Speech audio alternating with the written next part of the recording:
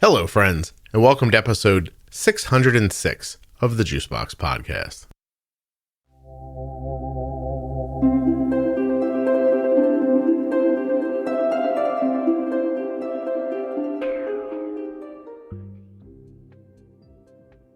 When I began the After Dark series, I thought these episodes would just be topics that don't normally get spoken about in the light of day, but were very important and things that happen to people all the time and should be heard. At some point in the process, I began to hear from people who had experienced their own, sometimes very traumatic situations and wanted to come on and tell their story. I'm not great at articulating this, but I've heard it told to me so many times that I believe in it truly. So when someone reaches out with a particularly heavy story, I like that they want to come here and tell it on the Juicebox Podcast. I'm glad that they feel like this is a safe place. But you should know when these episodes are going to deal with difficult topics. And this one today is just extremely difficult. I'm going to tell you a little more about it after the music. Hold on tight.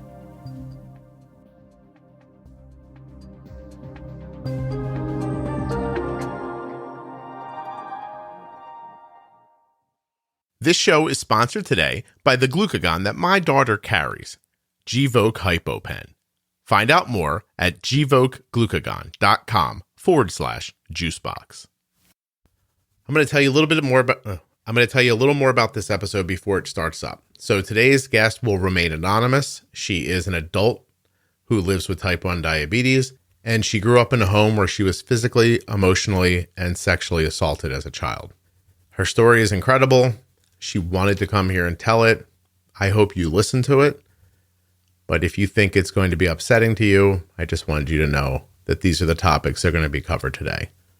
Although by the time we get to the end, you'll hear how she's doing now, and it may feel more like a story of triumph to you.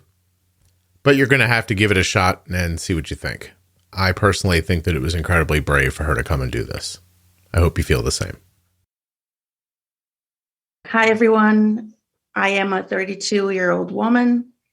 I have survived childhood abuse, and I also have diabetes type 1. And we're going to keep you anonymous for this conversation. Is that correct? Yes. Okay. Yes, so we're not going to, you can call me Scott, and I'm just going to talk to you like you don't have a name. So if I sound rude at some point, you know what I mean? Oh, don't you worry about it. Yeah. Okay. All right. Well, let's start simple, I guess. How old were you when you were diagnosed with type 1? I was 19. 19. Tell me again, you're 34? 32. 32. Okay. Well, that's like 13 years ago. Yeah, I've been almost. I'm almost in the half of my life point. Yeah. Hey, what is that noise in the background?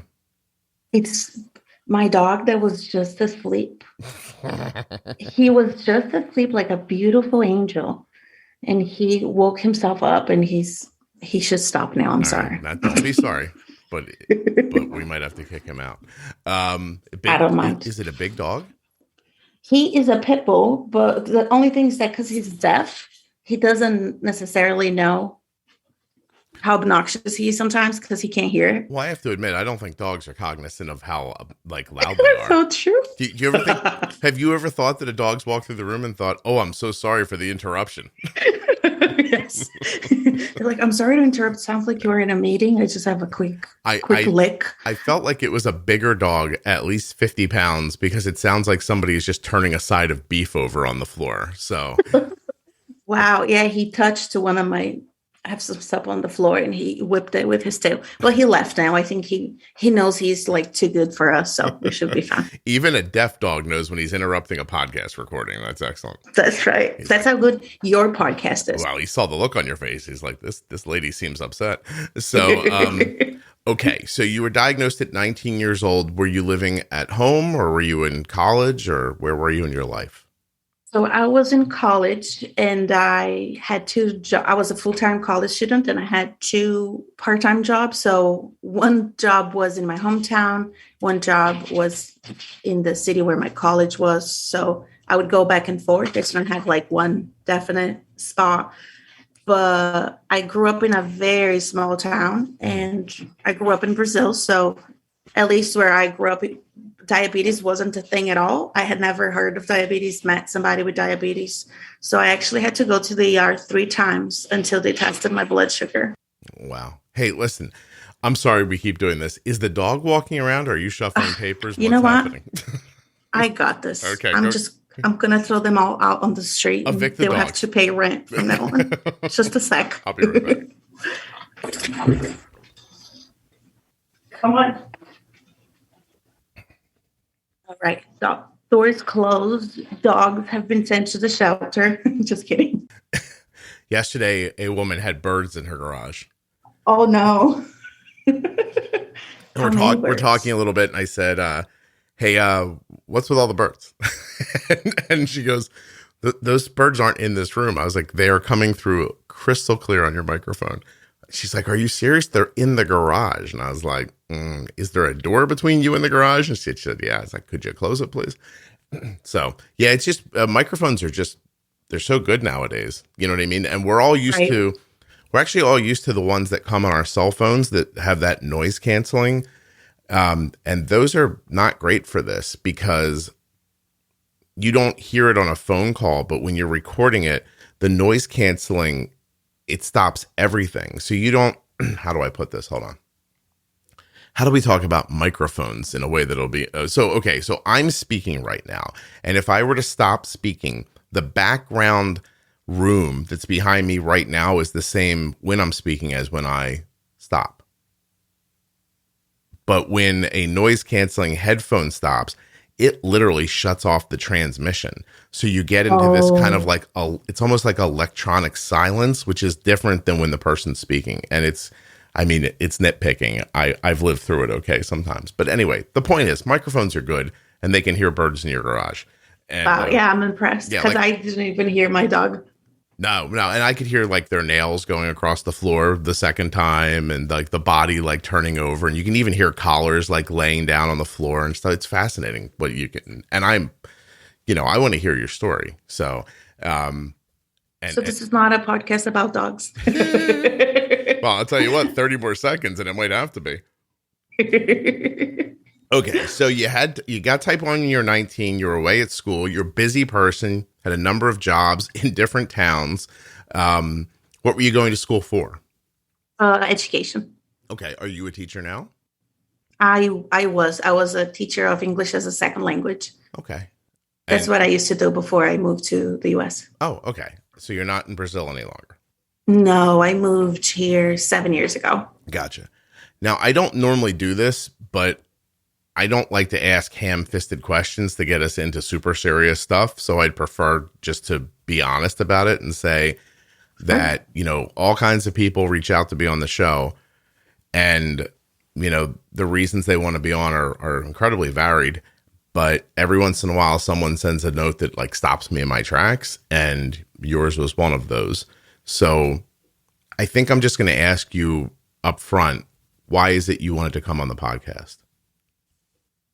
Well, when I reached out at first, I didn't have that in mind. But after I overthought it for quite some time, after you replied to my email, I realized that I think there's value in my story, not because it is rare or different or anything. I think what happened to me is quite common, but it's very rarely talked about. And I'm in a place in my life after, of course, healing is forever in everybody's life. So I'm still in it, but I'm in a moment where I'm able to talk about it, I think in a easy, not so overwhelming way. So I think there's value in, if there's a survivor that went through similar things that listens to you and they feel a little less alone, then it was already worth it. Okay, great. Well, I appreciate that. And for reasons, that everyone will understand soon enough, I'm going to do my best. this isn't something I have any firsthand knowledge of, so I might be a little clunky around it, but I have good intentions, and we're gonna get through. It's all good. All right, great. So, I mean, where do you want to start? Where do you think the best place to start is? Oh no, let's try from the beginning. Okay. So I survived sexual, physical, and emotional abuse from my parents. There's a lot that I don't remember. There's some that I recovered in therapy after several years. So I try to not speak on what I'm not 100% sure, but if you out there have gone through trauma, you know that it's not that simple. But what I do know for sure is that my father was a pedophile, and he started grooming me and touching me inappropriately since I was very, very little. I remember being maybe 3, something like that. Like, I'm still the age where you sit on your parents' lap. Mm-hmm. And I remember he would watch pornography and touch me, or just have me sitting there. I have a memory of my mom holding me down when I was a little older while he was doing similar things. And then as I got older, it kind of escalated into other types of abuse. He was also an alcoholic, and my mom didn't want to have a kid. Well, so I have an older brother who's 2 years older than me, and she didn't want to have another kid after him. And she used to say she didn't want to have a daughter. So she has said before that she wish she had aborted me, or that she had had an abortion. So she wasn't very loving. So she was like, she just wasn't a mom that was present at all. Even when I was very little, very like neglectful, didn't take care of me at all. And then she was always annoyed at me. So I kind of had this dynamic going that my mom didn't give me any attention at all, and kind of was happier if I wasn't around, if I was just in my room quiet. Mm-hmm. Otherwise, she would say all sorts of horrible stuff, scream at me. And then my dad kind of had the perfect opportunity, because since I didn't trust my mom and we weren't close, he could make up all sorts of stuff. He used to say that I was the one that he really loved, and that my mom was jealous. That's why she was mean to me. So to not tell her, that type of stuff. Do you? And no, don't be sorry. I just have a couple of quick questions. No, go ahead. Were they abusive to your brother at all?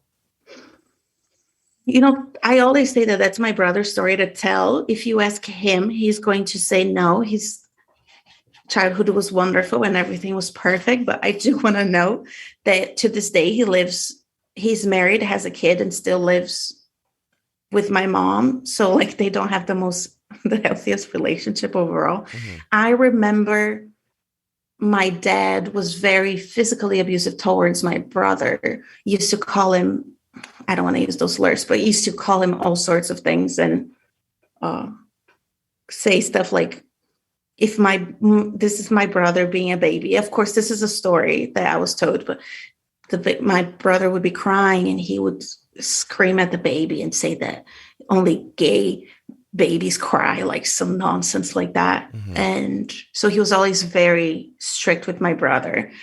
I have some recollection of some abuse involving my brother, but I don't know for sure. Okay. I don't remember for sure. I understand. Yeah, I didn't want to talk about him too long. I just wanted to understand if it was specific to you or systematic, throughout the family. I think this is an obvious question with a yes answer, but I'm looking for your opinion. Are your parents mentally unstable? Yes, I think so. Okay. I ain't no doctor, but I ain't no doctor, but I do have some firsthand knowledge of the people. Yeah. They don't seem right. Now, not, you know what I mean? Like, I don't mean yes. Listen, what I know about this fits in a thimble, but there's the idea of like kind of criminal thought, like, a criminal way of being. You know what I mean? Like, it's like, I don't know, to take it out of this for a second, you couldn't, I mean, my life is not such that I would be forced into this, but even if it was, I don't think I could bring myself to burst into someone's home and take their things. Like I don't have, whatever is in my head would not let me do that. I'm certain I could not sexually assault a child, right? Like, and so what allows a person to do that has got to be some sort of a mental disconnect somewhere, right? Right. Like, I mean, do you spend much time thinking about the nuts and bolts aspect of what let them treat you this way? Or do you talk about it more in an emotional way? Like, how do you get through something like this when you're doing, I'm assuming, talk therapy and probably some pretty deep psychotherapy too, I would imagine, right? So I tried a couple of different therapies throughout my 20s and nothing really worked. The main reason was because there was a law I didn't remember. And that, at the time, when I say that, I mean a visual memory, like when most people think of memories like we're watching a movie or a scene of a movie. And I found this therapy called EMDR, which is, I'm going to butcher it, eye movement, something with a D. I got to tell you, you're about the sixth person to bring that up on this podcast. Oh my God. Then let me tell you that is the most incredible thing I've ever done in my life. Completely changed my life. But at the same time, I said this to a friend and kind of pressured her into doing it, and she hated. So let's just keep that in mind. I think it's for a certain type of person in the way that you process things. EMDR is a therapy. For those that don't know, it involves it's kind of like a stick with lights, and you're supposed to think of something. It could be just a smell or a sound, whatever it is, the thing that triggers you. And you keep looking at these lights as they change because you're trying to process both sides of your brain to actually process that memory. Because when you have a trauma, it kind of freezes on one side. And I couldn't do the eye thing. So I always used buzzers under my legs.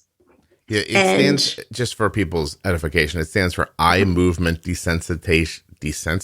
Why can't I talk?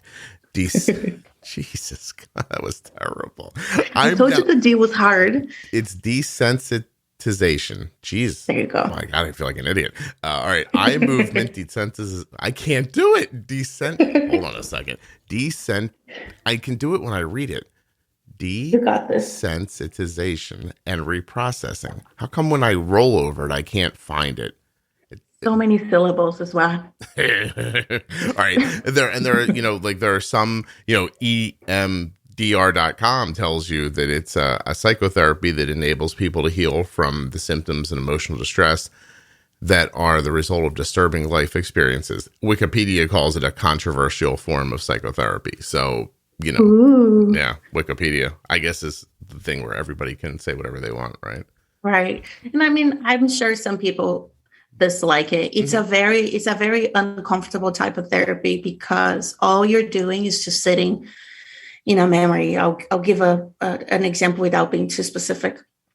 I used to have just when people would start raising their volume when they're talking, I realized that I would get this weird feeling in my body, like I don't know, it just felt so uncomfortable. So I started talking to the therapist about it, and I ended up describing it as if I had hands touching me, more than two hands touching me, and I was trying to like shrink and disappear. And that's the sensation that I had.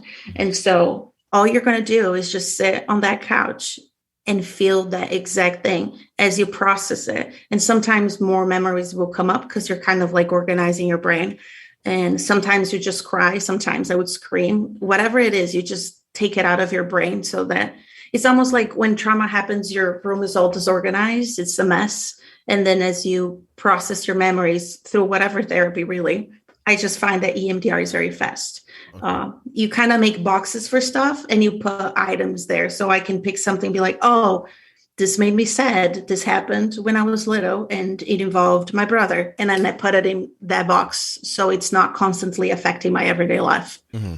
Wow. I mean, listen, whatever works is amazing. Right. You know what I mean? That something helped you is absolutely fabulous. I'm gonna do my best to pick through this without, like you said, like without going unnecessarily deep into it. But would you say that the verbal abuse, the sexual abuse, or the physical abuse was most frequent, or did it all just happen in a hodgepodge? It all happened it was all mixed.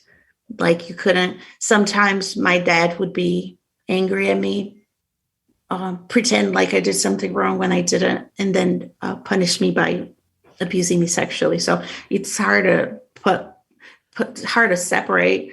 It's almost, but maybe the verbal abuse, just because how much easier it is to verbally abuse your child, if that makes sense. Mm-hmm. That was probably the most common, but it's hard to say. Yeah. So anything was an excuse.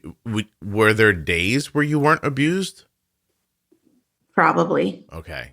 But that would be hard to imagine. Like you I don't know. You never thought like, wow, May was great. Like, right. And so it must be the summertime. Oh my gosh. Everybody's just, you know how people love the summer. Wow. You have a different life. Right.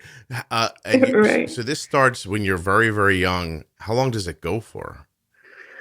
I don't remember exactly when it stopped, but I know for sure it was before I turned 12 or around that age, only because it's, and this has always been like that. When I was in 6th grade is when I start being able to access normal, I shouldn't say normal, just regular memories. Like I remember going to school, I remember silly stuff that happened in school, stuff that embarrassed me.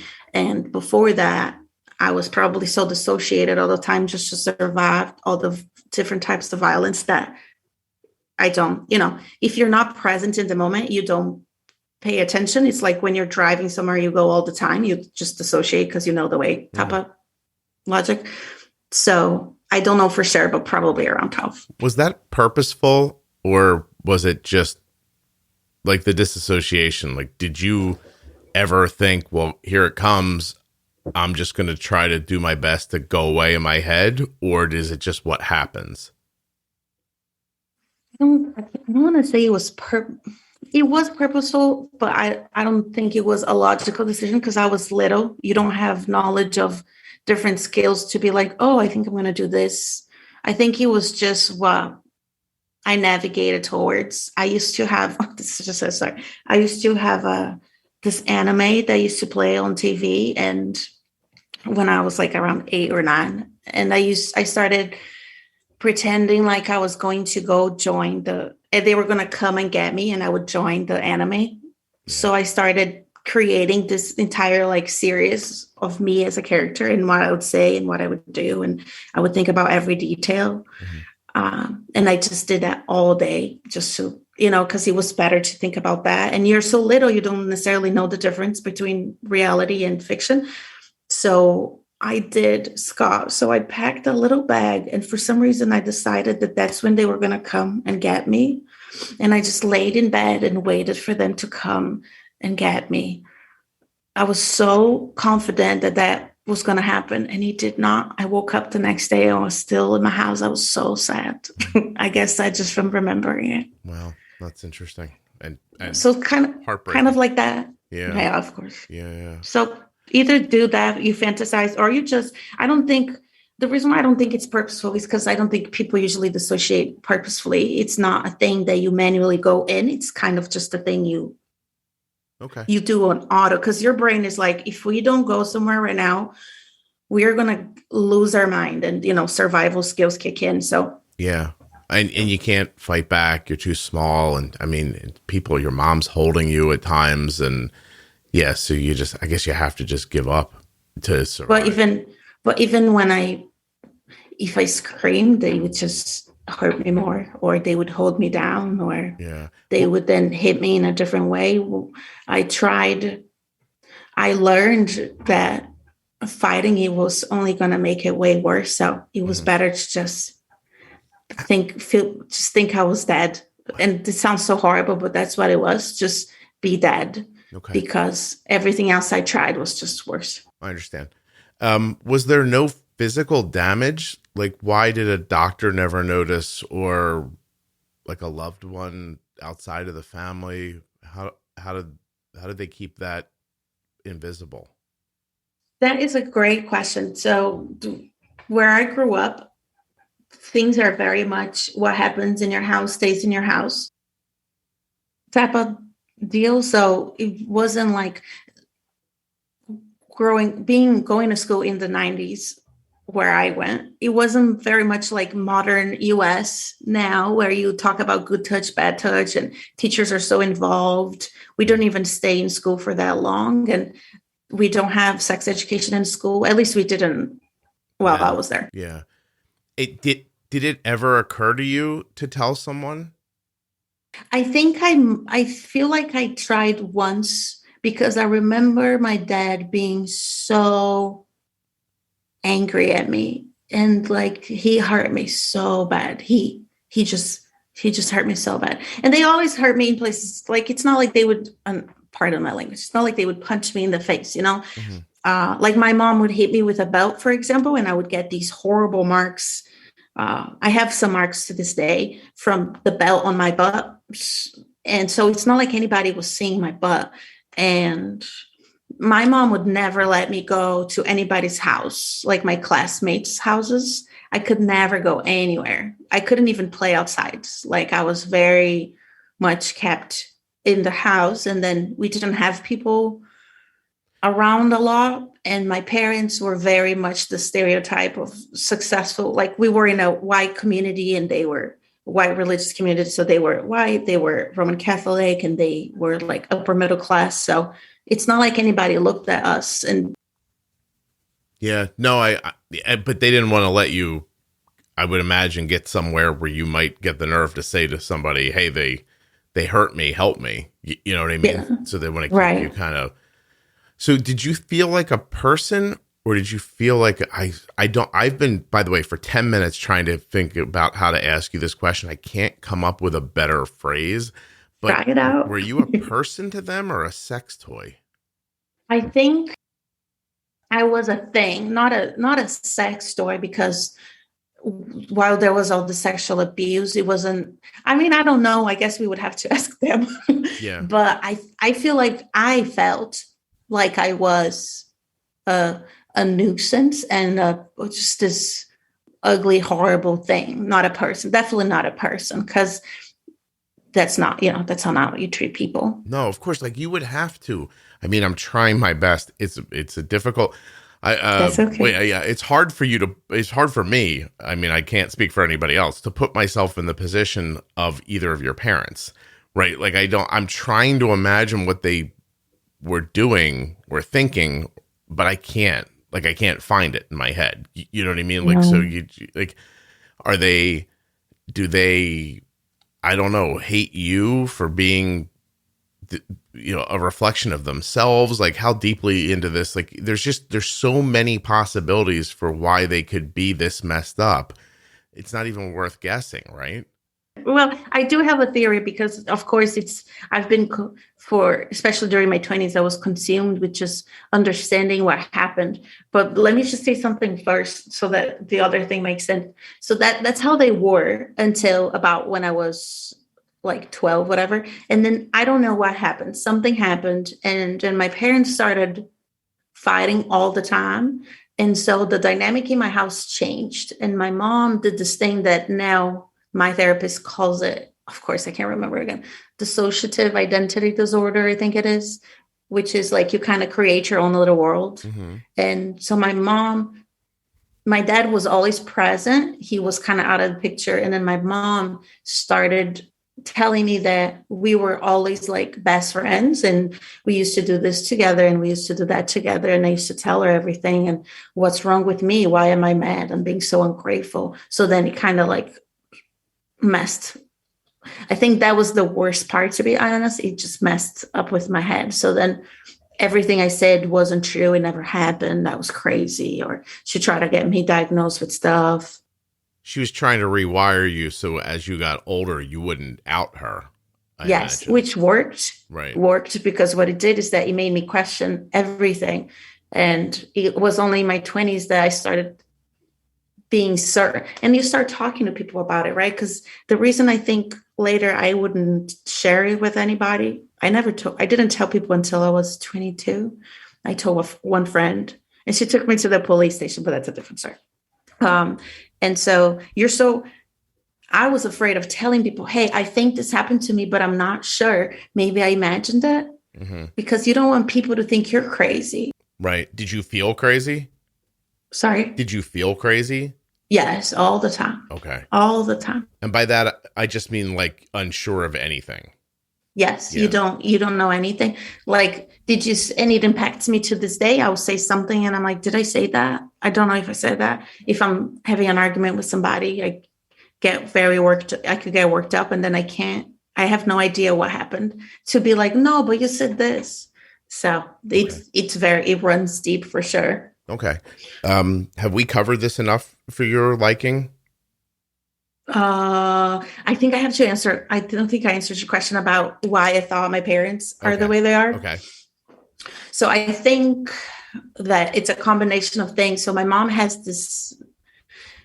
So my parents are children of immigrants. They migrated from Italy to Brazil, and it is in their culture that like mental health is not a real thing. You're just like, depression is being lazy. And if you're crazy, you go to the crazy home and you just die there, like that traumatic old school view. Mm-hmm. And so they grew up without any awareness of that or any addressing. I think my mom was always weird because when she was little, they sent my mom away to stay in other people's houses for a year at a time and like help them clean the house and work for them kind of, and in exchange of it, go to school. I mean, they only did it to her, and she had like, I don't know, 10, 11 siblings. And so I think my mom went through her own share of trauma, and it kind of broke her to the point that she developed this DID to kind of cope with her life. And the only way she can do it is by making this stuff up, because she does it to this day. From time to time, she's kind of like a little different. She will talk about the past different. And if you tell her it didn't happen, she would just ignore you. Like, she goes blank. Her eyes just get weird. She doesn't say anything. So do you think they were abused as children? I think my mom was, for sure. And I think my dad was too, because my grandpa, his dad was a horrible man. And all my dad's brothers are weird. Like, they all sexualized me when I was little. It was just very normal in my culture. Like, there's no such thing as a little girl. There are boys and then there's women, you know? Mm-hmm. So like, they would talk about my body as I was growing older and what looked like what, and what grew and what didn't grow, and if I looked like this or that I looked sexy. It was just the strangest thing. But because they are all living in this bubble, it was normal. I was the weird one, you know? Yeah. For them, it's all normal. Wow, that's insane. You're married? Yes. Do you have children? No. No. Would you be afraid to have children? Yes. Okay.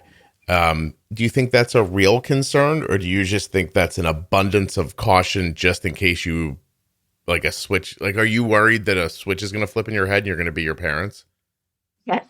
Well, not to the extent that they were, but I can, sometimes I get mad at my dogs, who I love deeply. Don't get me wrong. Mm-hmm. I rub their bellies several times a day, but I can see myself getting, annoyed, or I might make a comment, and to me I sound like my mom. So I'm like, if I can't handle like a dog, I'm not gonna put a child in this world. And that's just how I became, though. I'm not gonna do it unless I'm sure I can do a good job. Yeah. And we just always had so much going on.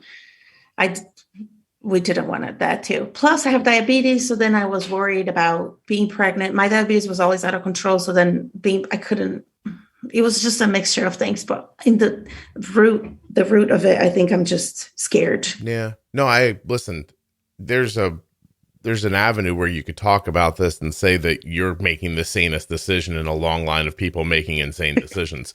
So, I mean, because you got to break the cycle. And if you can't be certain that you can, exactly, then staying out of the cycle is the best thing you could probably, I mean, it's sad for you. I mean, in 34 minutes of sad things that have happened to you, this is one of them, but still, maybe it's the kindest thing you could do if you can't be sure. Yeah. And I mean, the thing too, well, some people might think it's selfish. I think it's a beautiful thing to say. I did not get to have a normal childhood. I was working through my teenage years and I was struggling with so much PTSD and just life stress and all the consequences of my undealt trauma during my 20s. Now we are finally in a place where we can enjoy life. Mm-hmm. And so, like, my husband taught me how to play. It's not that I hadn't played video games before. I just thought they were stupid. He taught me how to play video games. So, like, we'll game some nights, or I don't know. Before I have a kid, I want to give the kid that lives inside of me the time that she deserves. And then maybe, who knows, in 5 years, I might feel different. Yeah, but, well, that makes sense. I don't want to just keep, like you said, making the same mistakes other people do. How do you bring this up with a spouse or a potential spouse? Like, at what point do you say to your husband, like, this is my past and I want you to understand it? I usually wouldn't bring up with people. Well, I usually wouldn't date people for too long on purpose. But with my husband, we were going out and then we slept together. And I have some scars on my intimate parts. So he asked the next day what one of these scars was about. And so I told him, because that's how I am. If you ask me a question, don't ask what you don't want to know. So I just said, oh, my parents were really bad people, I think is what I said. And then he had seen me talk to my mom. He was a little confused about that. So he asked me questions, and I never went into too much detail because I don't see a benefit in it. But, if he is with me, he's my partner. It's important for him to know me and to support me. So throughout my therapy, I would come home and be like, oh my God, I remembered this that involved this, and it's making me feel like this. And he would just listen and tell me he loves me and that it's okay and hug me and stuff like that. So he has been there for a big part of my journey in recovering memories. How is it being intimate as an adult? Like, are you able to, I don't know what my question is. Like, it seems like this would be ruined for you, but is it not? It is not. I think, I went the other route that survivors usually go. I was always hypersexual since I was a teenager, just always. I couldn't. And if you were to unpack this alone, it's so much, because I didn't know, this might sound weird to people, I didn't know I could say no. So if somebody would come and hit on me, then I would just be like, oh, and just have sex with them, because that's just what I'm supposed to do. I see. And if I liked people, I really wanted to have sex with them, because that's, according to my therapist, that's how I learned to connect with people. Mm-hmm. So I never had, and I had plenty of complex PTSD, like seeing stuff, feeling stuff, but it never happened during sex. Okay. What about, did you just say, are your parents alive? Yes. Okay. Do you have any contact with them? I stopped talking to my dad about 10 years ago when something happened and I could be for sure. I was like, he for sure did this to me, because of course they deny everything. Mm-hmm. And I stopped talking to him. And then I went to the police and I did a police report. Of course, he went nowhere. But the point of me doing that was to show them that I remember and I wasn't afraid anymore. Okay. And then I spent several years not talking to my mom. They are the reason why I moved. I came to the US because I got a scholarship for a master's degree. And the reason why I kept trying scholarships far away was because I wanted to be as far away from them as I could. It was the only way. Otherwise, I was going crazy. My mom is so strict in every way. But so I just couldn't get away from her. She would I would move to different towns. Sometimes I would move from city to city twice a year, and she would just find out where I was and go there and whatever. So my mom and I talk now mostly on a text basis. If you ask her, she'll tell you we were best friends and we call each other every night, but we just text sometimes. Okay. What's my question? Hold on. I might need a second. Take your time. I'm sorry. It's okay. I'll have some tea. Yeah. Go ahead. Have some tea. Give me a second here. Hold on 1 second. Oh, okay. All right. I'm just going to switch gears because I'm overwhelmed. And if I'm overwhelmed, then the people listening might be overwhelmed too. Right. Well, I'm sorry you feel like that. No, not overwhelmed. Like, no, you don't, you're taking me wrong. Like I'm pleased that you're so willing to talk about this. It's just, it feels like that there's a million ways to go with this conversation. And I don't know how valuable they all are, or I don't want them to be just, just for the sake of talking. So I'm just going to go back to my original. I understand how you handled sexuality as a young person. That all makes complete sense. How do you trust somebody enough to get married? Is my question, I guess. Like how did you make that leap?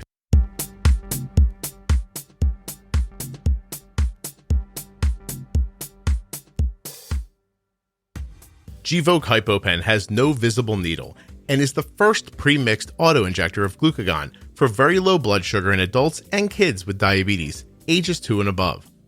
Not only is Gvoke HypoPen simple to administer, but it's simple to learn more about. All you have to do is go to gvokeglucagon.com/juicebox.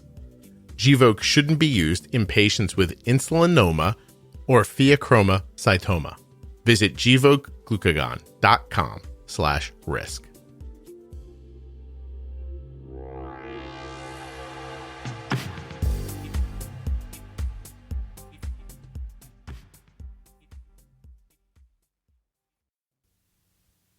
Is my question, I guess. Like how did you make that leap? Do you know what I mean? Like, yes. Well, okay, let's do the true story. Yeah. How about we do that one? Okay. Instead of the version that I usually tell people when they ask, like, how we got married. Well, so the thing with my husband was before him, I was always alone. I preferred being alone. I would go out, meet people, have sex, but I didn't want to see them again. Like I was always like that. I never wanted to get married. Thought marriage was a waste of time, blah, blah, blah, blah. When I met my husband, I don't know what it was about him. The moment I saw him, and we met online, the moment I saw him, I just felt like I knew him already. Like when we saw each other, we hugged as if like we had missed each other. So it was something about the combination of things that he is. And now, of course, I understand. He just made me feel so safe. So it was just, that was it. And we started dating and we were like living together. We were set. We didn't talk about marriage specifically though, but we were together.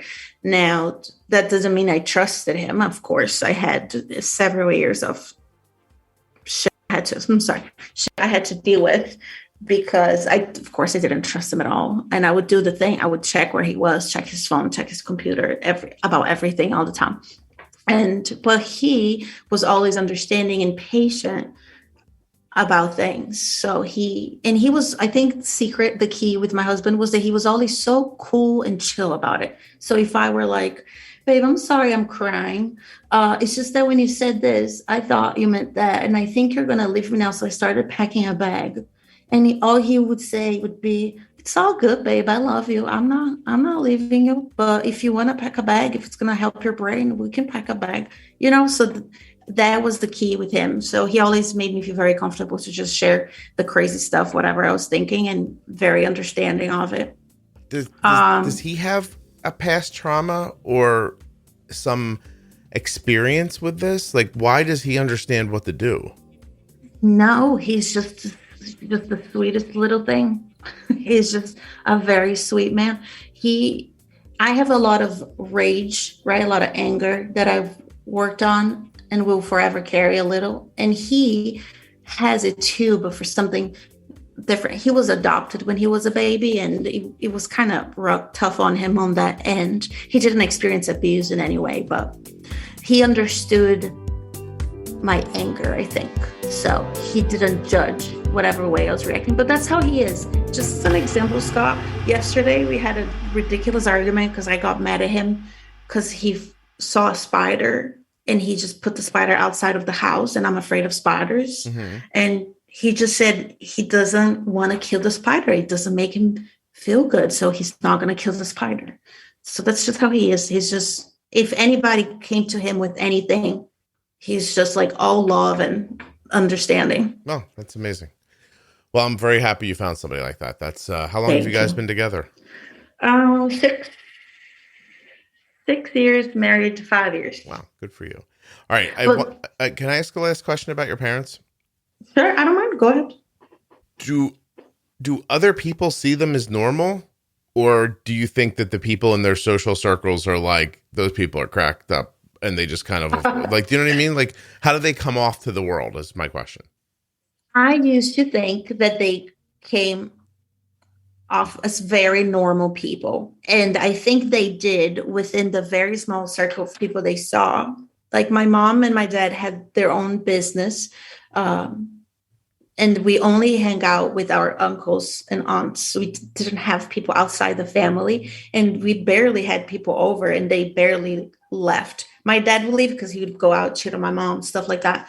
Spend a bunch of money that wasn't his. But my mom was always home working. So it's not like they were out there constantly exposed to people that were different.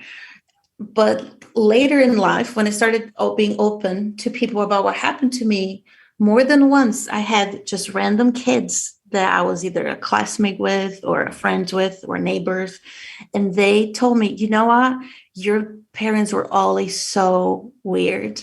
I knew there was something wrong because they were so weird. And one of them even told me that the reason why she stopped wanting to play with me and come to the house, she came once and she didn't ever want to like hang out again, was because when she went in the house, she felt like my parents were looking at her funny, like we were 12 or 13, like objectifying her. Yeah. And it made her so uncomfortable that she remembers it to this day. So probably not. They do not come out as normal. Okay. God, that's frightening to think that they might have been like assessing whether or not she was a good candidate for their insanity. You know what I mean? I know, because who knows? And the problem is because they will not admit to anything, because of course, why would they? Who wants to go to prison? So it's impossible to understand the motives behind some weird thing, because they will never be like, oh, well, what I was thinking was if I do this, then I do that. Like you mentioned doctors before. I rarely went to the doctor. When I was little, you only go to the doctor if it's like an ambulance, like an ER emergency, because my mom believes she was a Reiki healer. Okay. Yes. I'm sorry, I didn't mean to laugh. Go ahead. But that was what she did. Now she's something else. Okay. But at the time, that's what she was. So then she would just, if I was in pain, she would lay me down and freaking do Reiki on me and play some goddamn nature music in the back.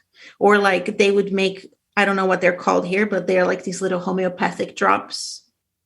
And she would just go to this woman and she would make me these drops, and she would just give me these drops, and that was fine. And you don't complain about pain because that's, you don't complain. So I might have been like, hey, instead of the drops, could you stop helping Dad rape me? That'd be great. Like, would you mind? Yeah. Could you just like, let's put this in order of importance, shall we? Yes. God. Right. Well, okay. So we're pretty far into this, and I don't understand. This is a podcast about diabetes, I guess is what I should say. So what's the intersecting? Do you know what I mean? Like, yes. Why me? Why did you reach to me? So, Because my entire life, I should say, my 12 years of diabetes, whenever I reached out I had a doctor and I mentioned that I had trauma or whatever, that it was never important. It was never talked about. It was never addressed. And I don't mean it as in like a therapeutical approach to what I'm saying. It was just that wasn't important. Oh, and nowadays, I can tell you how my diabetes switched from 0 to 100 by making some changes that if a doctor had told me years before, I wouldn't have maybe lost years of life later on. You know what I mean?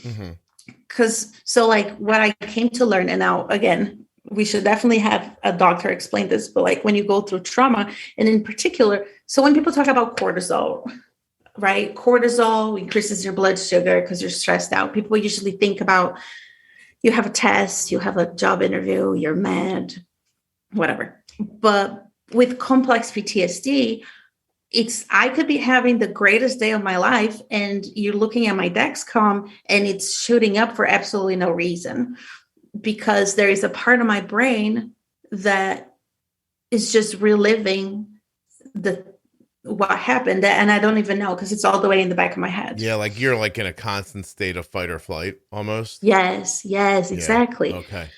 So just as an example, I used to have horrible high blood sugars during the night. Even if it was perfect, I would go to sleep. The minute I fall asleep, it would start going up. And doctors are always like, I don't know why he does that. It was always, and they would try different things. And because it was different every night at different times, different quantities, then at some point they would just be frustrated and just be like, well, just do your best. Yeah. But then when I would go for my A1C, they would act like as if I didn't care about my blood sugar.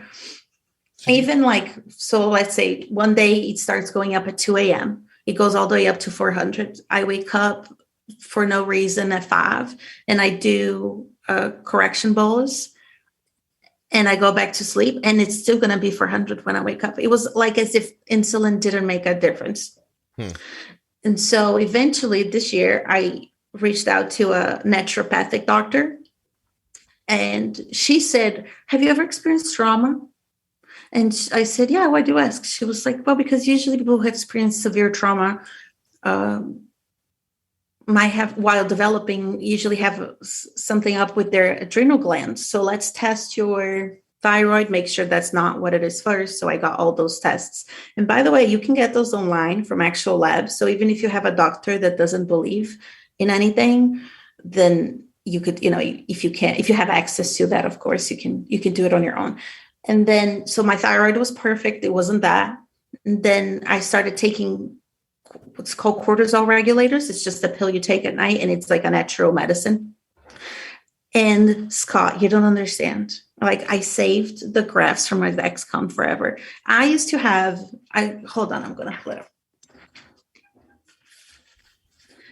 Here. All right. So like I saved it and I sent it to my endocrinologist and she never even replied, but whatever. I'm not remembering that.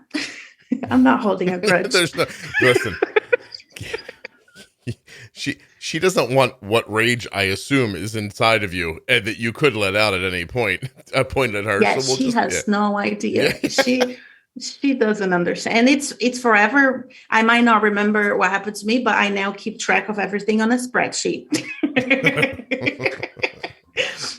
But so this is the thing I sent to her. So a random night, and this was right before I got my period, which would be usually just out of control. Blood, you could increase my basal to 2.5. Doesn't matter. It would always be out of control. So then it started going up at 12 a.m. It went all the way up to 250. So when I woke up, I was like, oh, I'm going to get my period. Let me change my basal profile. So then I did the one that had more, higher insulin. Then that night at 4 a.m., it went all the way up to 400 and it just stayed up there. So it was like, oh, wow, that's horrible. So then the next morning I went on my settings and I changed my basal from 1.4 to 1.9. And then at 2 a.m. that night, it went up to 380.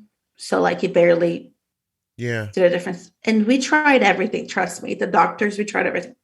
Then that night, the next night I took a cortisol regulator, and my blood sugar was 150 all night straight, like straight line, and it eventually got low. So then I adjusted it the next day, and eventually after I adjusted it, I was using only 1.3 units an hour during the night, and my blood sugar was about 100 the entire night, like just a perfect line. How long ago did you figure this out? To adjust or to try the cortisol? The cortisol idea. How long ago did you figure that out? This was a couple months back, maybe. Wow. Okay. 3-4 months back. I haven't done my A1C yet. I have an appointment in a month, and I can't wait to go and show it to her. And I imagine too, very, just easier, right? Like life's just easier. Oh my God. I mean, it changed everything. It changed my mood, my motivation levels, just how well I rest at night. Because it would be just my life. I wake up in the morning and it's high. So I always start the day with a huge correction. Did you just appear? Hello? No. I'm sorry. I thought you said huge correction. I got so quiet. I was like, he's gone. I did a dramatic pause. I thought you were. I was like, look, that's a weird place to get tired of me. She's like, I've had enough of this. Goodbye. What was your A1Cs prior to this? I know you don't have a new one since you figured it out, but what were they prior? So the last one was 8.1. The one before that was like 7.6. Mm-hmm. And then I had periods in my life where I was very poor, or I didn't have access to health insurance at all. So I used to do insulin only enough to not go to the ER. And I was working because I had to, so because I was, as an immigrant, there's a lot you can't do. I had a long period of time. I wasn't allowed to work because I was on a student visa. So it's not like I can just go work and make money and buy insulin, So I would go to Walmart, buy the cheap insulin they had at the time. And but I would say the highest, Scott, that my A1C has ever been, highest ever, was 15. Okay. Point something. So you were really fighting with it just to keep it down in the 8s and the 7s. Like you were putting a lot of effort into it.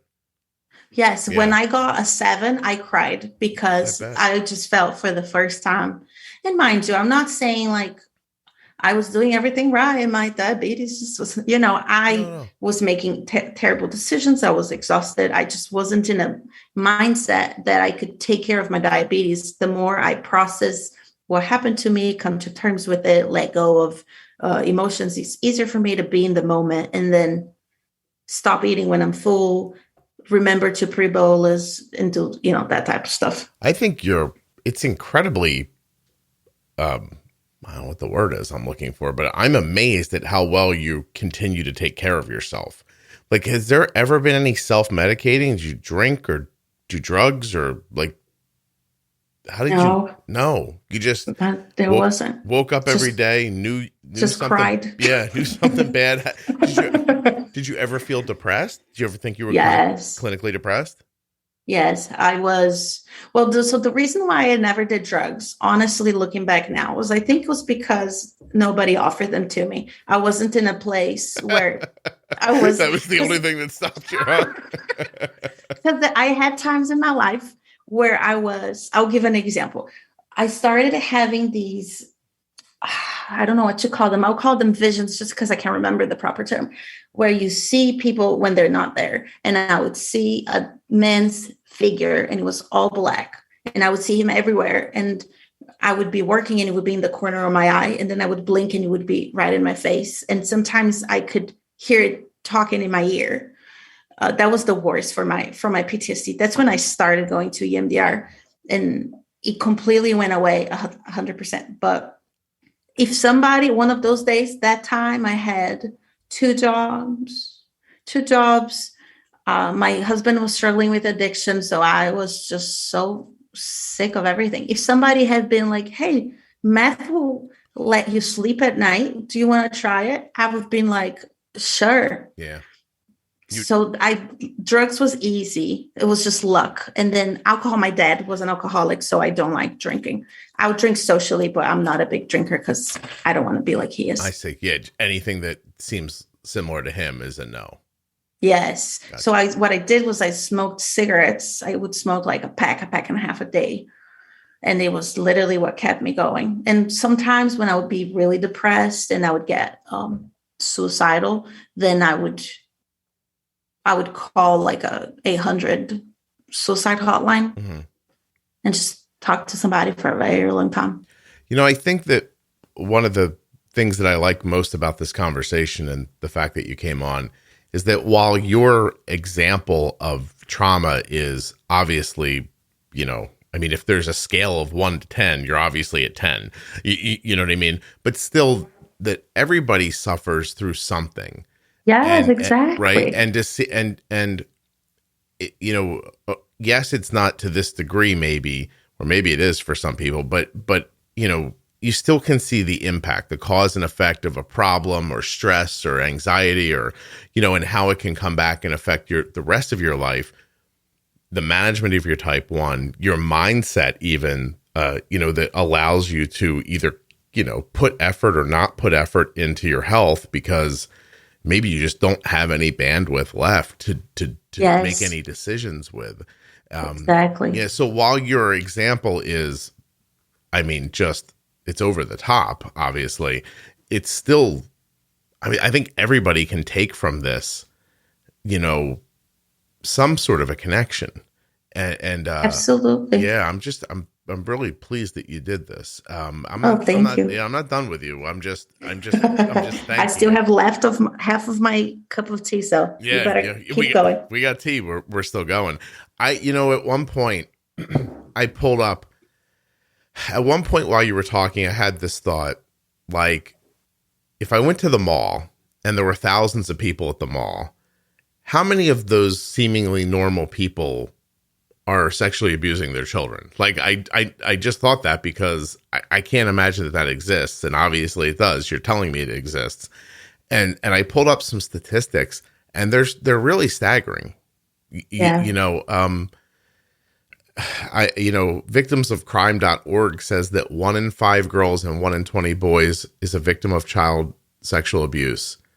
Self-report studies show that 20% of adult females and 5 to 10% of adult males recall a childhood sexual assault or incident.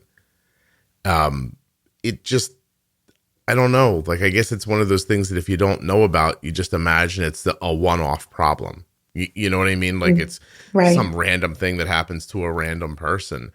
But and I understand that too, Scott, because it's so heartbreaking to think about that. And then nobody wants to live in a world where that happens so often. So I don't think even people do it on purpose to ignore, I would say, this type of violence. It's just because it's too much. And then it opens up, like we were talking about having kids, right?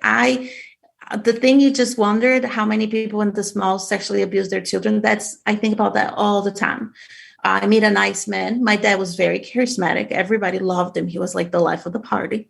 And when I meet an adult man, a father who's has a similar personality, I wonder if he's also a sociopath. I hope he doesn't abuse, Yeah. No, I can't see how you don't look at everybody and just think, like, which one of these people is a murderous robot?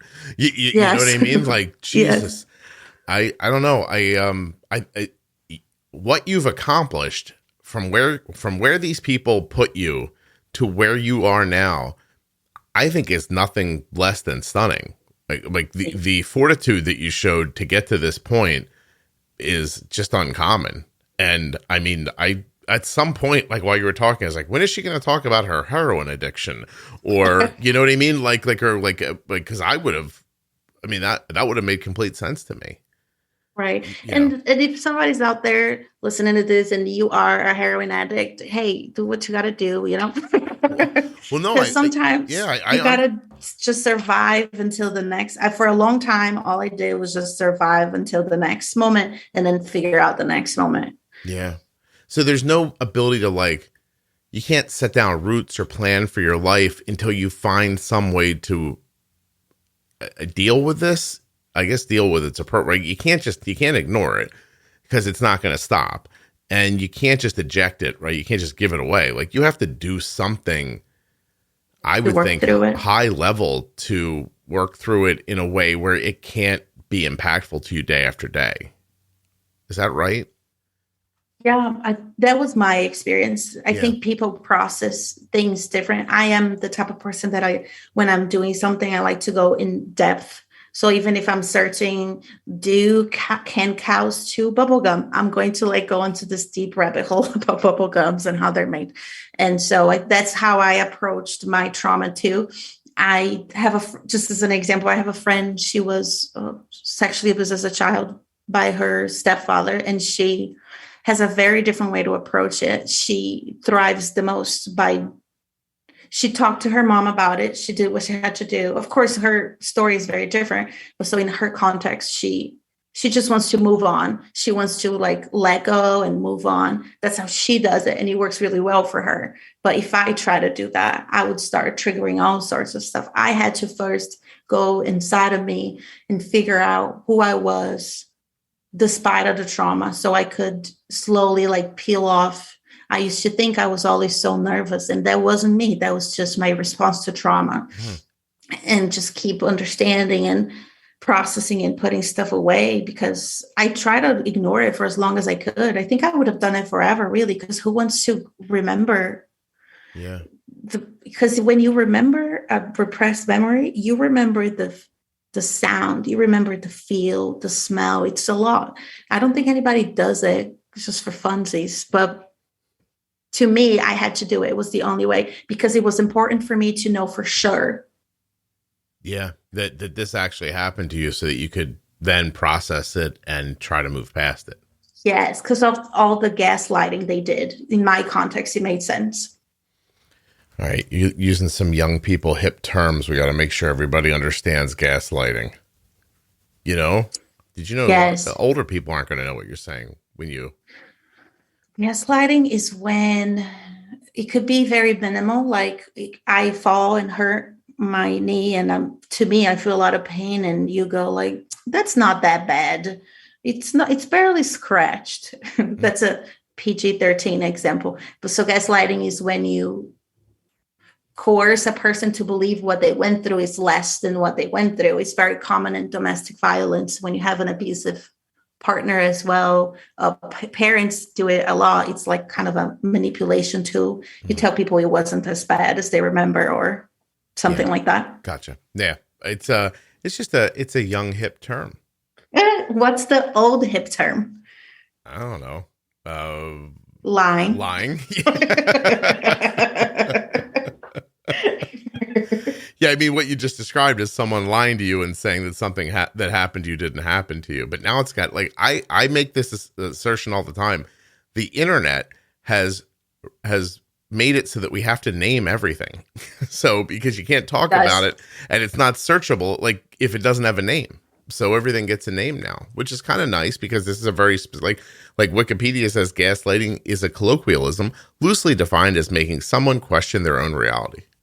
Yes, yeah, right? That's it. Yeah. That's it. So you now this word is in place of the explanation that I had an experience with somebody and they tried to tell me it didn't happen, and instead, or they tell you it wasn't as bad as you remember. I don't know how you play off what happened to you. Like, how could someone tell you that's not as bad as you remember? You know what I mean? Like, I'll give you an example. My mom will say, I'm like, Mom, you beat me with a belt. What do you mean you were always loving? You know what I mean? And mind you, I say things like that now, but I used to scream at my mom and throw things against the wall. Like, don't be mistaken. Wherever point you are in your journey, that's okay. We've all going to be there. It's just a spiral of different moments, you know? Mm-hmm. And so she would be like, what are you talking about? I've always loved you. And I would say, Mom, what are you talking about? You hit me with a belt. Right. Is that love? And she would be like, I only did that if you were misbehaving. And that was nothing compared to all the times that I made sure you had a roof over your head and you had food. At least I never let you starve. That's also gaslighting. Yeah, right. Well, sure, I held you down, but wasn't there dinner afterwards? Right. Yeah, like, yes. okay, That's Mom, I'll skip my dinner. mom. Yeah. Wow, that is a disconnect of reality that is fascinating. I know. And then it makes sense if you understand that about her. It's easy to see how she could be so okay with her kids being abused. Yeah. Because if you're not there in your body and you never addressed your own trauma as a child, if when you were a child, you negated your childhood so you could survive, you can't see it in your kids either. Right. Because if she acknowledged my abuse, who knows what's going to trigger, and then she's going to have to acknowledge her own abuse. Right. Yeah. I mean, listen, I think it's an astonishing act of valor that you don't spray paint the word rapist across the front of their house every 3 days. I just really, like, I'm not kidding. Like, I don't know how you, like, I think it's amazing that you're beyond needing to,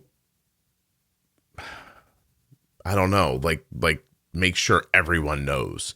You know what I mean? Like, I know that would be valueless to you. Like, don't get me wrong, but that it's not at the tip of your brain is such an accomplishment. You know what I mean? Like, it's really wonderful, honestly. Thank you. I had to just give up because that was my fight for a long time. I needed them, both of them, to admit not everything, that something happened, admit that anything happened, and they just wouldn't. And I realized at some point that I don't need them to tell me it happened for me to know that it happened. Yeah. I was giving them all this power, you know? Mm-hmm. So then it kind of switched gears for me when I realized that you don't want to admit, then screw you, whatever. I know it happened, but of course it was a long way to get to that point. A lot of screaming in that way too. Right. Wow. You can't imagine how many people who have been through traumatic things who have just been ruined by it and can't find their way out of it, you know, and how even understandable that is. It's crazy. And I think I had some privilege because I was able to go to college. So it allowed me to leave my hometown and meet different people that were very loving and caring, just good friends. And I always had, you know, I didn't experience poverty as well when I was a kid. So that would have been another layer of trauma. So I think, you know, it was just, while I went through all this, I also had privilege that I know some survivors don't get to have. So it was just a random combination of things. Oddly lucky. Yes. Yeah. I guess that's not a word you use very often, but I mean, I thought earlier when you talked about the scholarship, I thought, oh, well, that's the anime crew coming for, you know, like somebody got you out of there finally. Oh, it was the sweetest thing to say. Oh, that's how it occurred to me when you were saying it. I was like, oh, they got together finally and sent her a scholarship. Oh, stop it. Yeah. I'm going to smile all day thinking about that. Oh, well. It was the happiest thing you said in this whole hour. So it wasn't hard to find, you know. But you know, so many good things happen too. It's just that the episode is about that. So we're focusing. Can you tell people a little bit about that? Like do you, like, day to day now, how do you see your life? Sure. So I like where I am right now. I used to think I was like into no discipline and being spontaneous. And I always wanted a job. Like I wanted to be a UN peacekeeper. I wanted to just travel around the world doing crazy stuff. And the more I did therapy, I learned that that's actually the opposite of what I want. What really brings me joy is peace and safety and routine. And that really helps my diabetes too. So I really like where I'm right now. We bought a house it's going to be 2 years ago. And we moved states. So we moved closer to some people who care about us because my husband is also very alone in terms of family support. And so he's adopted. He has 2 sets of parents, right? So I get to have one of his parents, pretend they're my parents, and he has the other set of parents. So we have what I understand as family. We rescued these dogs that we love so much.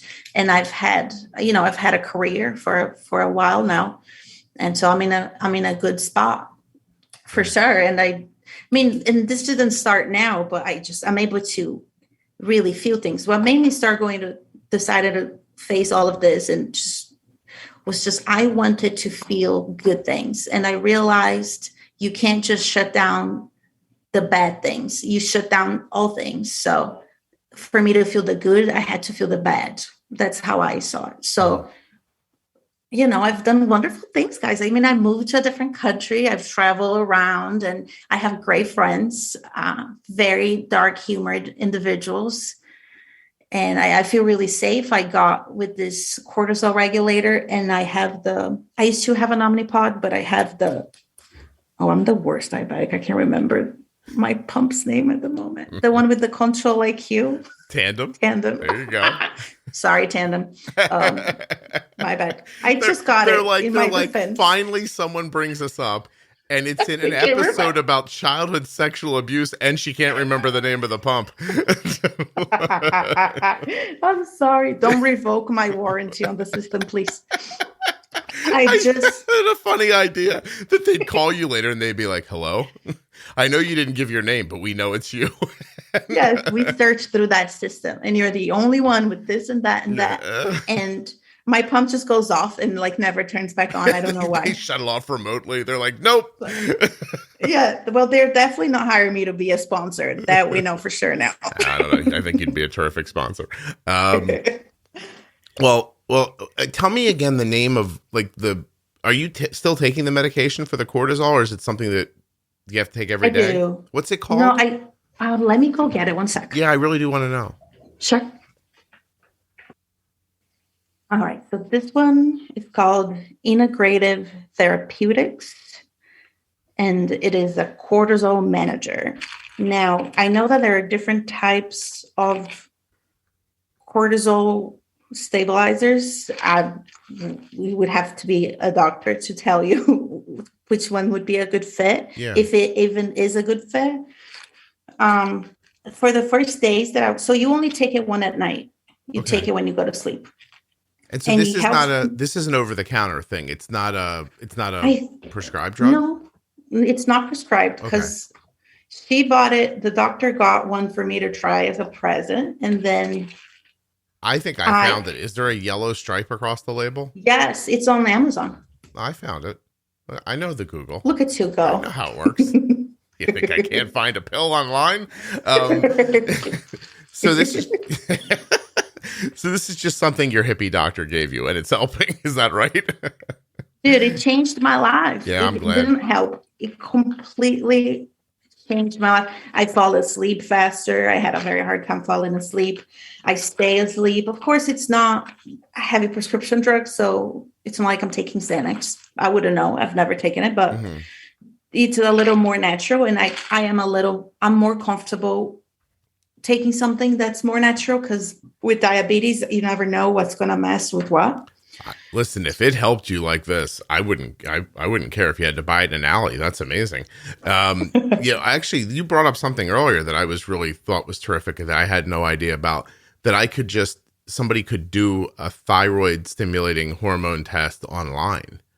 Yeah. It's legit from the actual lab. Yeah. It made me Google it.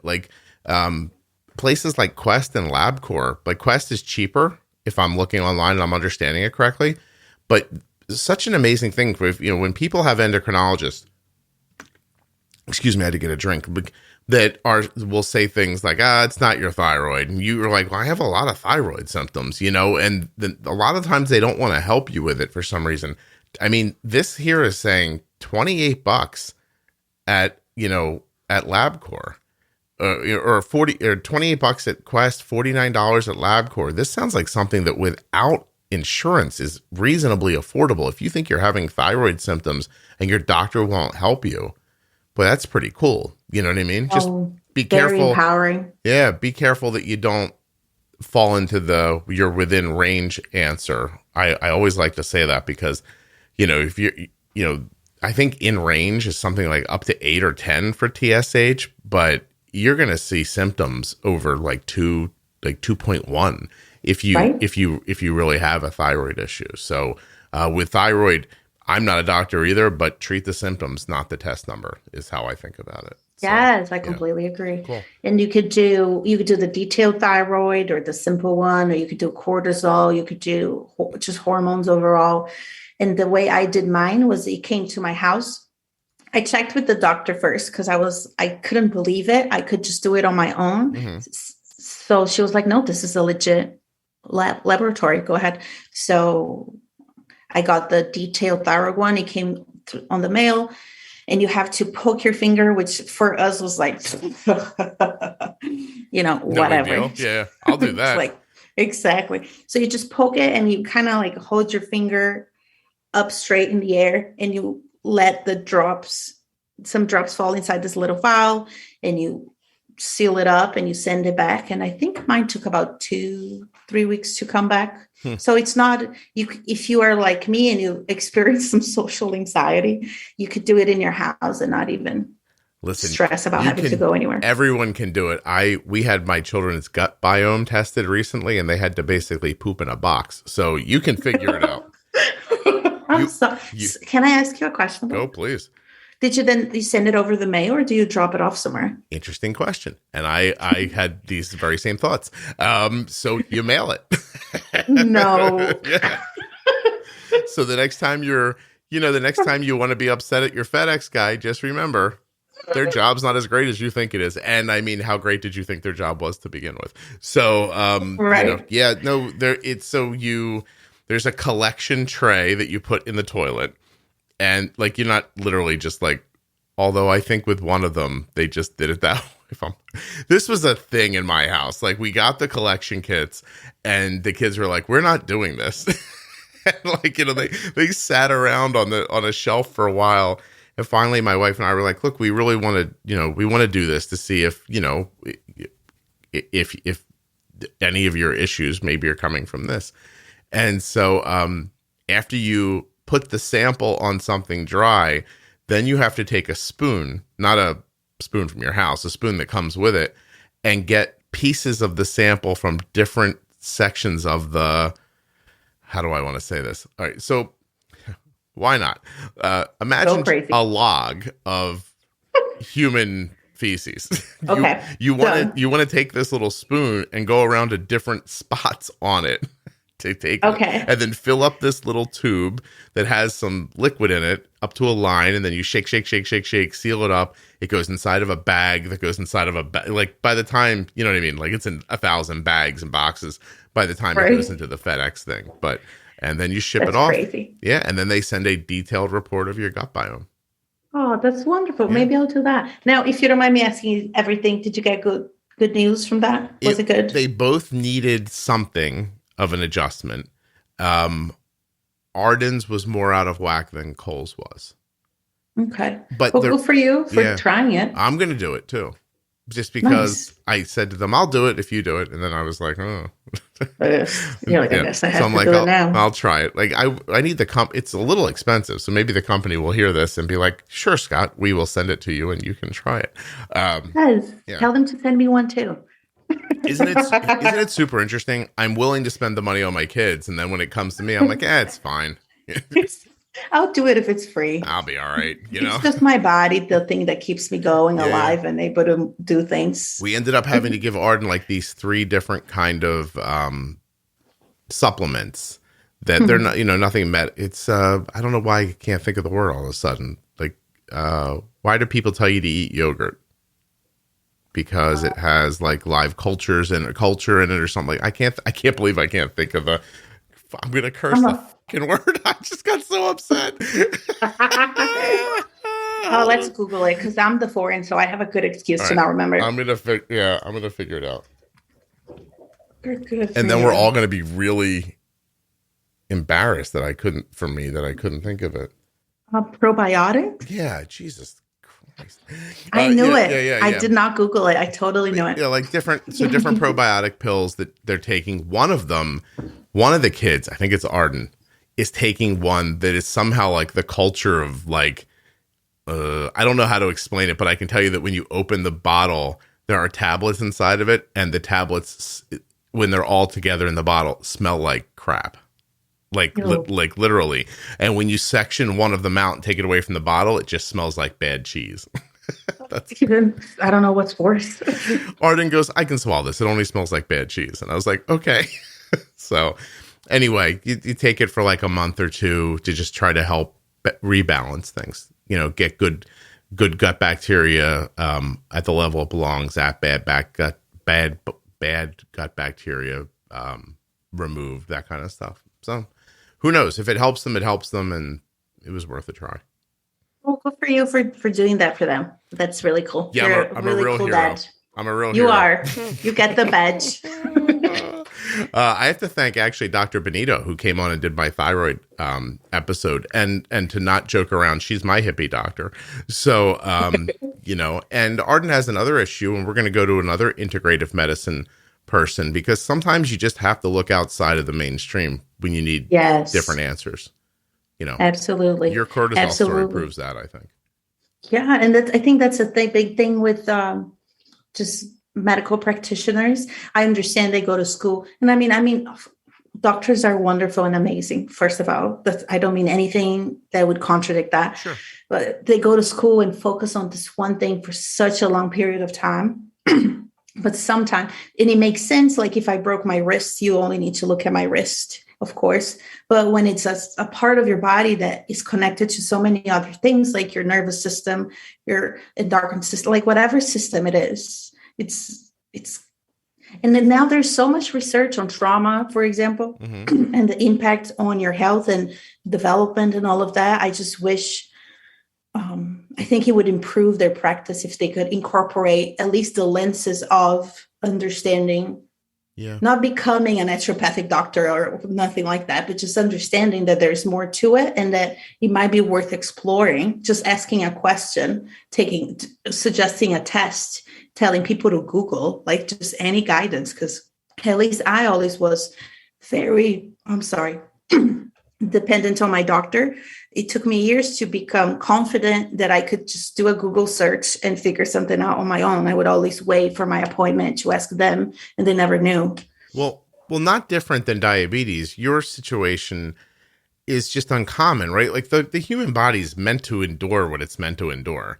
And, yours got way more physical and mental abuse than I think a person is expected to be able to, shoulder. And that can have actual physical impacts on you, right? It could change you on a cellular level, obviously. Like, I don't know what mental illness is to you, but at some point someone took a perfectly healthy little baby and did what they did to you. That changed your mind. It changed your physical responses to things. Your social and psychological responses to things. They changed you. They beat you into a different shape. Yes. And I was developing too. So when you go through things as children, they impact you in a deeper level sometimes than when you're an adult. But even a traumatic, sorry. Oh, I didn't mean to step on you. I'm sorry. Go ahead. No, you go first. Oh, I was just going to say, like, to go to a normal doctor and be like, hey, help me. That's not something they're trained for. Exactly. That's what I mean. Yeah. That's what I mean. But maybe they could be like, well, I have heard before that sometimes trauma can impact your blah, blah, blah. Maybe we should just check that. Because if my doctor had, and my doctor refused, if my doctor had prescribed me the cortisol test, he would have gone through my insurance. It would have been a lot cheaper. Mm-hmm. Yeah. So just being open and able to afford it. Yes. Being able to afford it's not lost on me. That poop in the box thing wasn't cheap. So you would think it wouldn't cost much to put your own poop in a box, but it was pricey. So. You're wrong. Yes. So it's great that there is this option now that makes us, especially if I live in a small town, I don't have a lot of doctor options. Mm-hmm. I do have a much better doctor than I had before, but if you're in a situation like me where you don't really have options and you cannot afford to take time off from work and just drive 2 hours to go see a doctor and then come back, then at least if you have access to, you're able to afford these things online. Yeah. I did 2 tests. One I asked as a birthday present from my husband because I couldn't afford it. And then the other one I saved money and then I bought. But I understand it's, some people just cannot. Well, yeah, but and that's okay. Still, you prioritized yourself and you saved and you made it happen, and that's pretty amazing too. So you're a wonder. You really are. Stop it. I wish I could. I'm only sorry I can't I'm only sorry I can't use your name to tell you how amazing I think you are, because it feels empty because I'm just talking around who you are. But I think it's really quite unique and special what you've accomplished. Thank you so much. Yeah, Thank you so much. No kidding. And just think that who knows how many people you meet that you would never because people talk to me, you would have no idea. Because I love life. Because of all the things I was denied and all the pain I endured, I really value the good things. So if it's a nice day out and I buy an ice cream, I'm going to enjoy it maybe more than somebody that just has that since forever. Yeah. So it's, I love life, and there's so much about life that I'm in love with and love experiencing it and stuff. So sometimes you might meet people like that. You would never tell that they went through stuff. But so we should always, I think, approach people with what's it called? A trauma-informed approach to just, you never know what people have been through. So let's just be loving to each other. And I don't in case. Yeah. I don't want people to leave this thinking how many people do I know are freaking creepy? I want them to leave. If you ask me what the connection between your story and diabetes is, to me, your story highlights that there are people going through things that you'll never see, and that sometimes if you get a little lucky and you get the right support and you work hard at it and you don't give up, you can get through things that you don't think you could possibly get through, that an onlooker would look at and just think, well, I don't know how you didn't just jump out a window. You know what I mean? And instead look at where you are. And my thought is, if you could do that wrapped around all of this, well, then that should be encouraging to someone who just thinks they can't figure out how to get their basil right, or to pre-bolus pizza or something like this. You know what I mean? I'm not saying that one difficult thing negates another difficult thing. I'm saying, look at what people are capable of.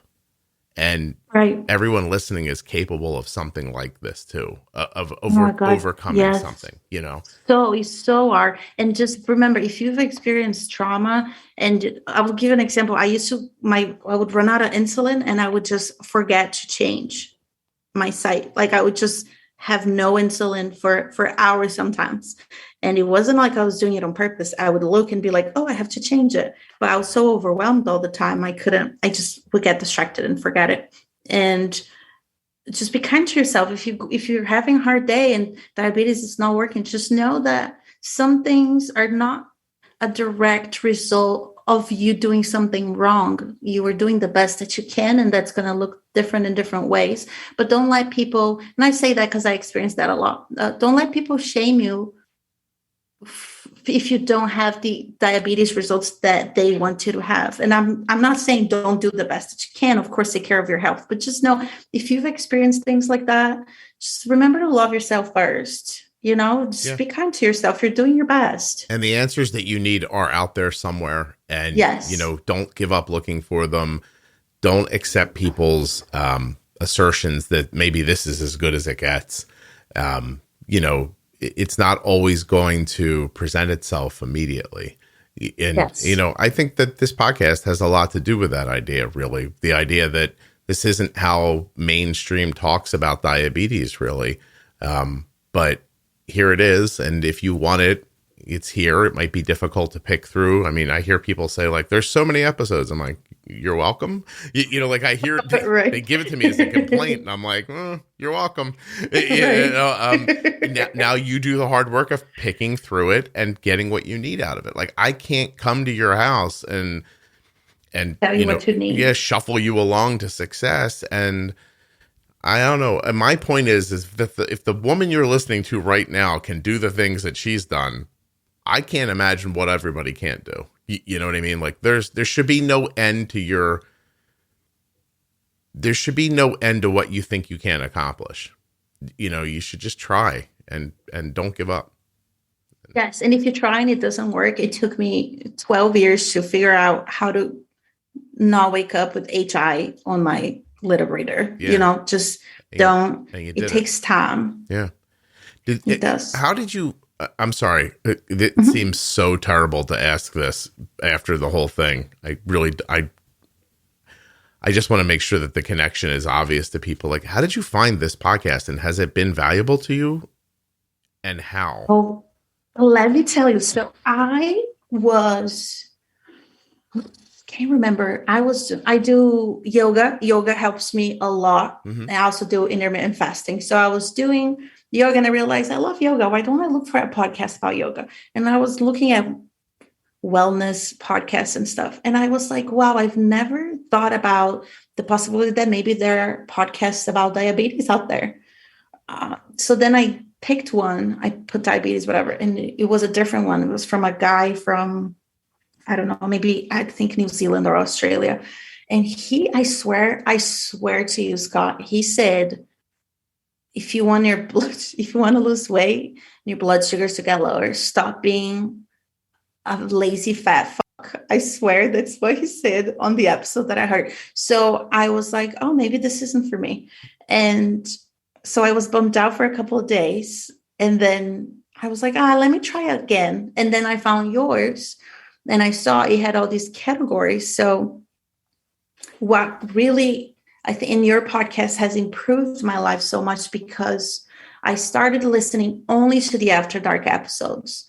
Because whenever people gave me diabetes advice, I never took it into consideration because I always felt like, well, but that doesn't apply to me because I have this other stuff going on that you don't know about, whatever. And I learned it was really the thing that made my brain make the connection that most people that have diabetes have something else.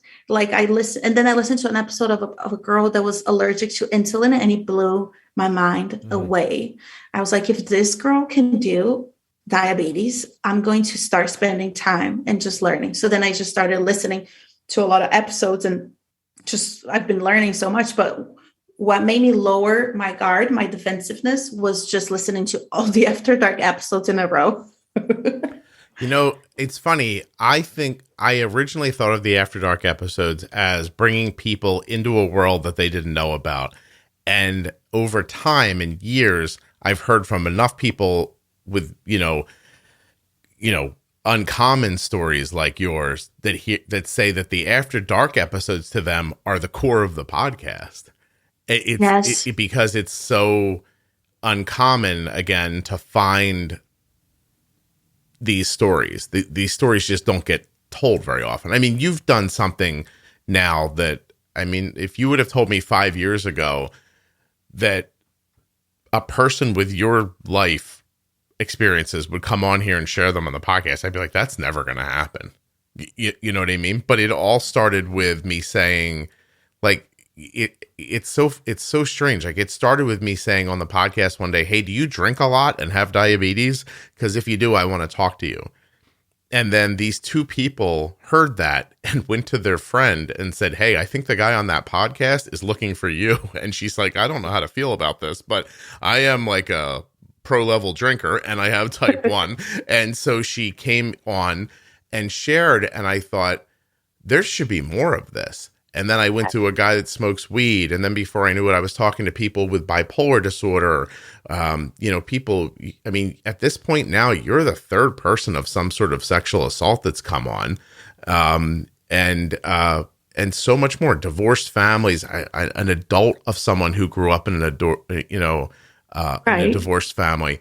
These are the stories that people like you, who are more plentiful than we want to think, need. Like, they need to hear themselves reflected. We always talk about like reflecting people and I can't think of the word again because I'm not young, but representation, right? Like, we always talk about representation, about like, you have to have more Black voices, you have to have more gay voices, you have to have more trans voices, nobody ever says we have to have more sexual assault survivor voices. We have to, like, because it's difficult and uncomfortable to talk about, and I don't think it should be. So that's why it's here, because that's what I think. So no, you're the best. You're the best for doing that. Jesus, it took an hour and 40 minutes for you to say something. I was the best. Like, all right, we can go now. You should have started with that question, and then we could just talk about that. And say, I mean, if you want, we could stop, restart, and just do an episode about that. I'm teasing. I already know I'm the best. I don't need you to tell me. Now let's let those dogs back in before they run away.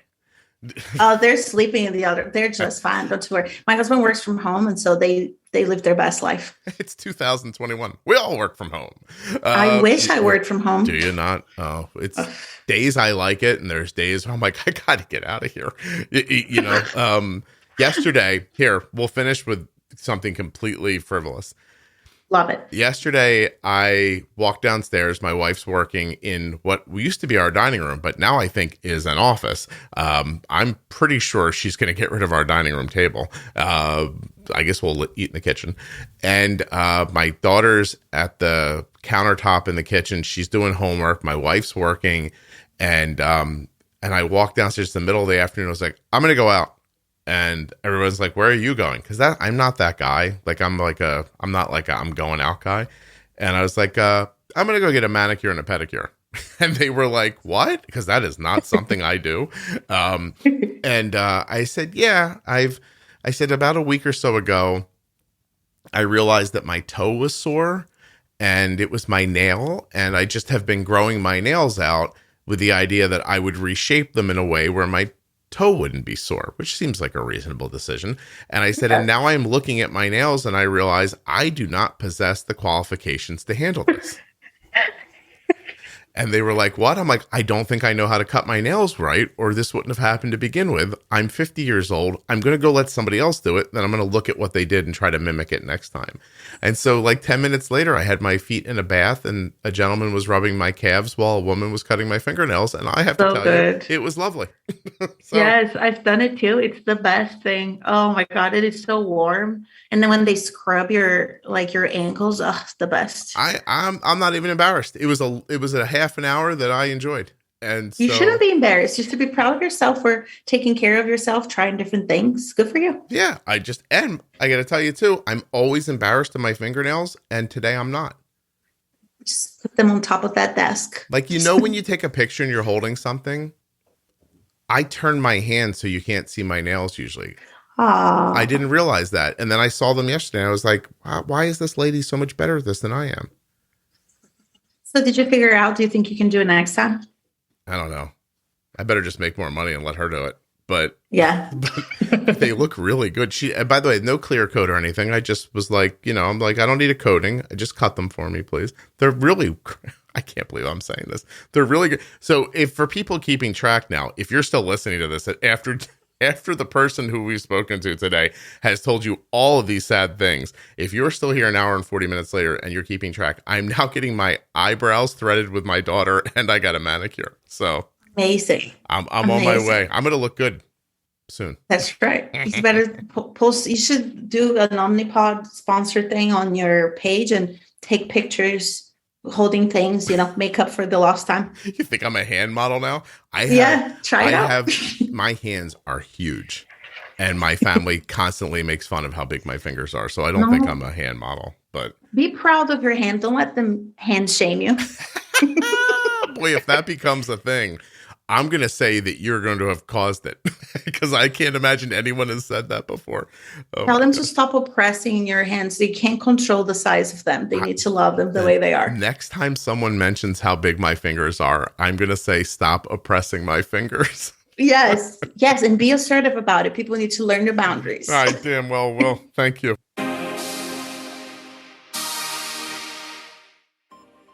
A huge thank you to one of today's sponsors, Gvoke Glucagon.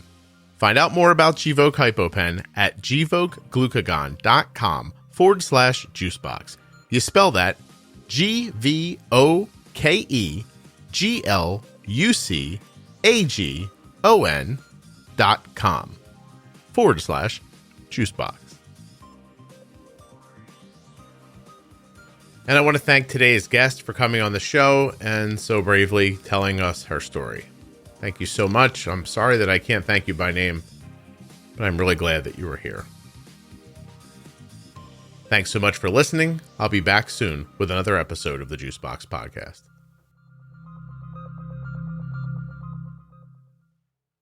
You can find more After Dark episodes in your podcast app or at juiceboxpodcast.com. Topics like drinking, weed smoking, trauma and addiction, having sex with type 1 diabetes, depression and self-harm, diabetes and co-parenting, bulimia, bipolar disorder, heroin addiction, psychedelic drug use, divorce from the perspective of an adult child, diabetes complications, other eating disorders.